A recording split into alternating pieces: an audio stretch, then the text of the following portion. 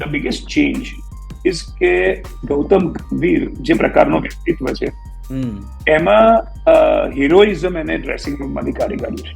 Okay. એટલે કોઈ એક વ્યક્તિ વિશેષ, કોઈ એક માણસ ઉપર એક્સ્ટ્રા એટેન્શન કે વધારે પડતું જરૂર કરતા વધારે માન સન્માન આપવું, એક માણસને મસીહા બનાવો, એ કલ્ચર નીકળી ગયું છે.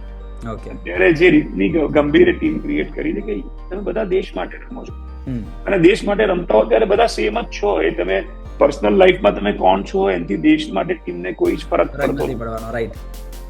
એટલે તમે જે બી છો આજે 11 સરખા છો ટીમ માટે, 15 સરખા છો, ઇવન સપોર્ટ સ્ટાફ બી એટલો જ અગત્યનો છે.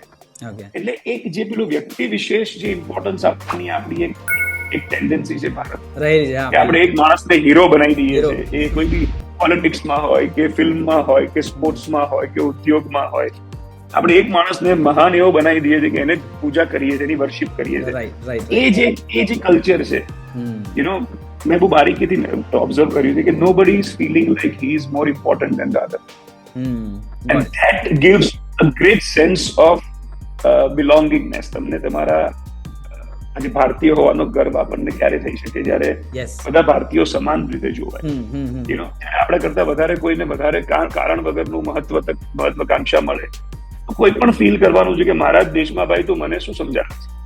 એમ જયારે ટીમની અંદર જયારે એક પ્લેયરને કે બે પ્લેયરને કંટ્રોલ કરવાનું મળતું, હાર્દિક પંડ્યા એનું એક બેસ્ટ એક્ઝામ્પલ છે કે મુંબઈ ઇન્ડિયન્સ લીડ કરે છે, બીજી બધી ટીમ્સમાં ઘણો બધો અગત્યનો છે, પણ ઇન્ડિયન ટીમનો કેપ્ટન કેમ નથી? કારણ કે જે એટીટ્યુડ ની જે સિસ્ટમ છે કે જ્યાં તમે વધારે અટેન્શન ગ્રેબ કરીને કંટ્રોલ કરવા જાઓ, it hurts the atmosphere of the team. Right.